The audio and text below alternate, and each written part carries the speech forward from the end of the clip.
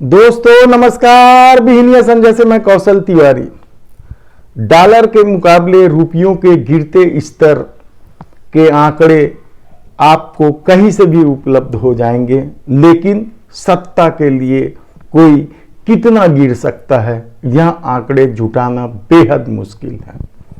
खैर, ये तो वर्तमान दौर की बात हुई, लेकिन नुपुर शर्मा की गिरफ्तारी अभी तक नहीं हुई है सुप्रीम कोर्ट के फटकार के बावजूद, यानी दिल्ली पुलिस का रेड कारपेट बिछाना जारी है। दूसरी तरफ पत्रकार जुबैद को लेकर जिस तरह से कार्रवाई की गई है, उससे दिल्ली के पत्रकारों में बेहद रोष व्याप्त है और उन्होंने बैठक लेकर इस संबंध में सरकार को पत्र भी लिखा है। लेकिन इस सब से भी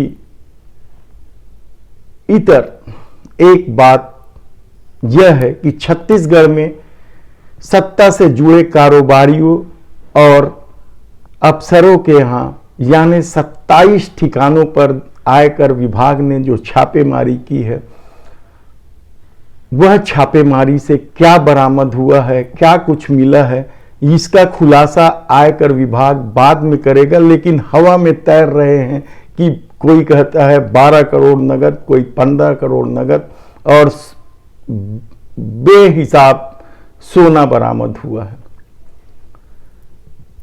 ये कौन लोग हैं? ये किस तरीके से सत्ता से जुड़े हुए हैं?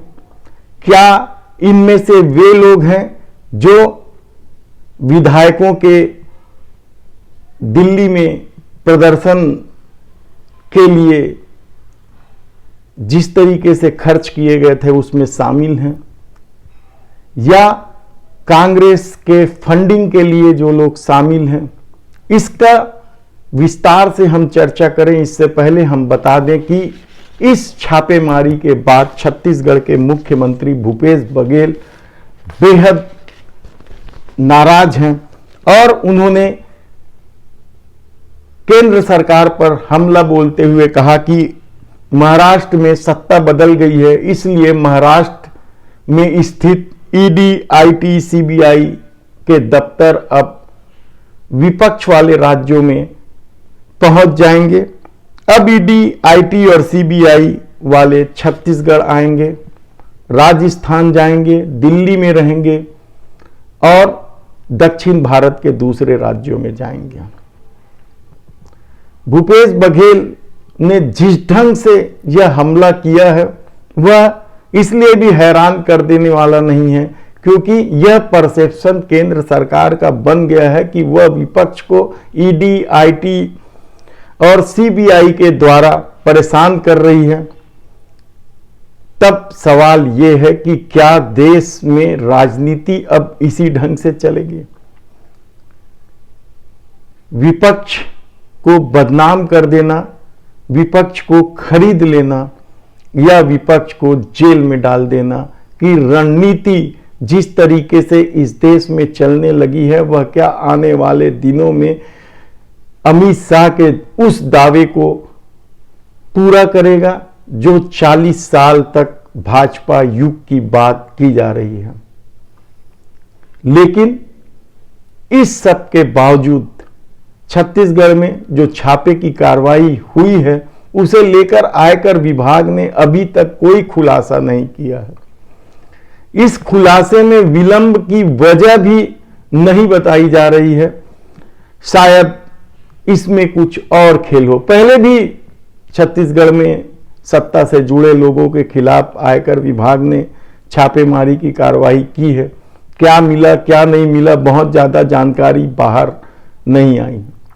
ऐसे में सवाल यह है कि क्या सत्ता यानी केंद्र सरकार इन संवैधानिक संस्थाओं का उपयोग अपनी राजनीतिक फायदे के लिए कर रहा है? दूसरी तरफ छत्तीसगढ़ में कर्मचारी संगठनों ने फिर हल्ला बोलना शुरू कर दिया है, क्योंकि मानसून सत्र शुरू होने वाला है। इसलिए डीए, HRA की मांग को लेकर अधिकारी कर्मचारी फेडरेशन ने कलम बंद हड़ताल, काम बंद हड़ताल करने की घोषणा की है। यह 25 से 29 जुलाई तक चलेगा। केंद्र सरकार की तर्ज पर वे महंगाई भत्ता और दूसरी सुविधाएं चाह रहे हैं। पुरानी पेंशन के लिए बिजली कर्मी वर्ग सड़क पर उतरने की चेतावनी देने लगे हैं। भूपेश सरकार ने पुरानी पेंशन योजना छत्तीसगढ़ में लागू की है, लेकिन अभी तक विद्युत विभाग में यह योजना लागू नहीं की गई है। विद्युत विभाग में तो संविदा बिजली कर्मचारियों की नियमितीकरण भी नहीं हुआ है। नियमितीकरण के मामले को लेकर कल ही दैनिक वेतन भोगी कर्मचारी संघ ने सरकार को पत्र लिखा है और चेतावनी दी है कि अपने वादे के अनुरूप विधानसभा के सत्र में वे नियमितीकरण की घोषणा करें। इसी तरह की मांग स्वास्थ्य कर्मचारियों की है, लोक निर्माण विभाग कर्मचारियों की है, मनरेगा कर्मचारियों की है और संविदा बिजली कर्मचारी तो लगातार मांग करते हुए जिस तरीके से प्रताड़ित हुए हैं वे फिलहाल खामोश हैं, लेकिन भीतर ही भीतर सुगबुगाहट जारी है। इधर अंशकालीन स्कूली सफाई कर्मचारी लगातार आंदोलन कर रहे हैं। उनका आंदोलन अब जिला ब्लॉक स्तर पे पहुंच गया है और सत्ता का ध्यान आकर्षित करने के लिए वे कफन ओढ़ रहे हैं, तो कहीं काली पट्टी लगा रहे हैं, तो कहीं जल सत्याग्रह कर रहे हैं, तरह तरह के आंदोलन कर रहे हैं। उनकी तकलीफें सुनने वाला कोई नहीं है। उन्हें उम्मीद है कि भूपेश सरकार विधानसभा के सत्र में जब नियमितीकरण की घोषणा करेंगे तो उनका विभाग भी इससे अछूता नहीं रहेगा, लेकिन वे आंदोलन छोड़ने को तैयार नहीं है। उनका कहना है कि जब तक नियमितीकरण का वादा पूरा नहीं किया जाता तब तक वे आंदोलन करते रहेंगे। इसी तरीके से महिला किसानों का भी आंदोलन है, वो भी लगातार जारी है। तब सवाल यह है कि आखिर विधानसभा सत्र के पहले क्या कर्मचारी आंदोलन एक बार फिर जोर पकड़ेगा? बूढ़ा पारा धरना स्थल पे गहमा गहमी बढ़ेगी? सवाल बहुत से हैं, लेकिन इन सब सवालों के बाद भी एक सवाल जो उठ रहे हैं वह है मंत्रियों की कमाई को लेकर। कई मंत्रियों की कमाई बेहिसाब होने लगी है। उनके बंगले, उनके कॉम्प्लेक्स अब चर्चा का विषय बनता जा रहा है। तब सवाल यह है कि आने वाले दिनों में कांग्रेस पर जो भ्रष्टाचार के आरोप लगने वाले हैं या लग रहे हैं, उसे लेकर भूपेश सरकार किस तरह का रुख अख्तियार करेगी?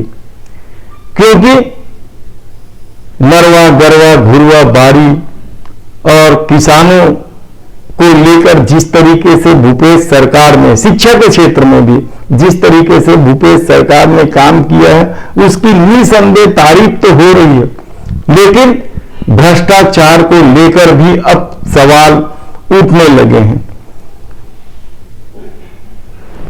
धन्यवाद।